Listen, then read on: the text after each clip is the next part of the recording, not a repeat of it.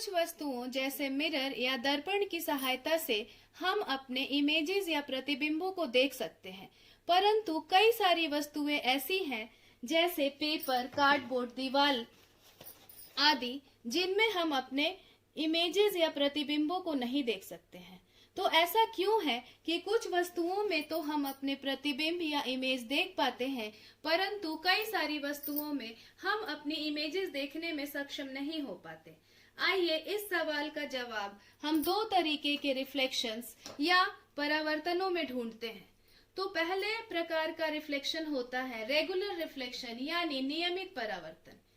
नियमित परावर्तन चिकने सतहों या स्मूथ सरफेसेस पे होता है।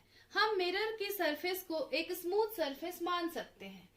तो रेगुलर रिफ्लेक्शन में होता यह है कि जब समानांतर या पैरेलल रेज ऑफ लाइट उस सरफेस पर आकर गिरती हैं, तो रिफ्लेक्टेड या परावर्तित किरणें जो होती हैं वह भी समानांतर होती है, यानी दोनों इंसिडेंट रेज और रिफ्लेक्टेड रेज दोनों ही पैरेलल या समानांतर होती है। अगर हम इस तरीके की सरफेस को देखेंगे तो हम पाएंगे कि इस सरफेस पर जहां पर इंसिडेंट रे उस सरफेस पर आकर गिर रही है, वहां पर जो नॉर्मल बनता है, विभिन्न बिंदुओं पर जो नॉर्मल है वह भी आपस में पैरेलल या समानांतर है। तो परावर्तन के नियमों या लॉज ऑफ रिफ्लेक्शन का पालन करते हुए अगर इंसिडेंट रेज पैरेलल है तो रिफ्लेक्टेड रेज भी पैरेलल है। आप यहाँ पर लेजर रे बॉक्स की सहायता से रेगुलर रिफ्लेक्शन को देख सकते हैं। यहाँ पर ये इंसिडेंट रेज है जो कि एक मिरर की सतह पर आकर गिर रही है। आप देख सकते हैं कि इंसिडेंस होने के बाद जो रिफ्लेक्टेड रेज है वह भी इंसिडेंट रेज की तरह ही समानांतर या पैरेलल है।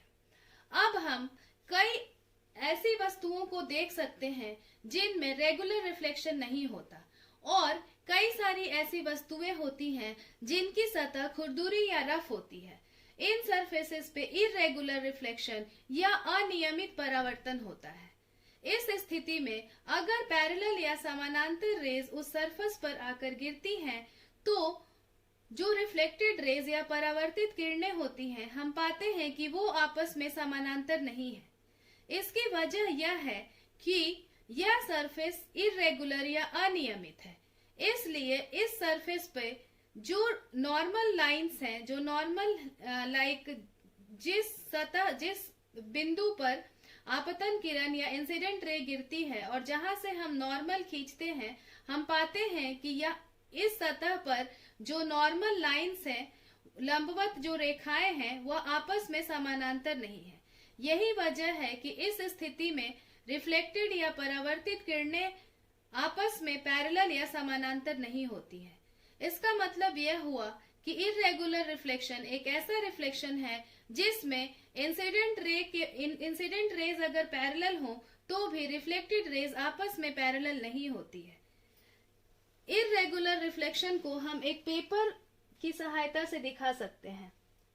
पहली स्थिति में आपने देखा कि रिफ्लेक्टेड रेज भी इंसिडेंट रेज की तरह ही पैरेलल है, पर अभी हम देख रहे हैं कि यहाँ पर इंसिडेंट रेज तो पैरेलल है, लेकिन रिफ्लेक्टेड रेज कई दिशाओं में रिफ्लेक्ट हो रही हैं। इसकी वजह यह है कि पेपर की सतह स्मूथ नहीं है। तो रेगुलर रिफ्लेक्शन का कहाँ पर उपयोग होता है? रेगुलर रिफ्लेक्शन का उपयोग उस जगह पे होता है जहां पर हमें इमेजेस या प्रतिबिंबों की आवश्यकता होती है, और बाकी सभी चीजें जो हम देखते हैं वह हमें अनियमित परावर्तन या इरेगुलर रिफ्लेक्शन की वजह से ही दिखाई देती है।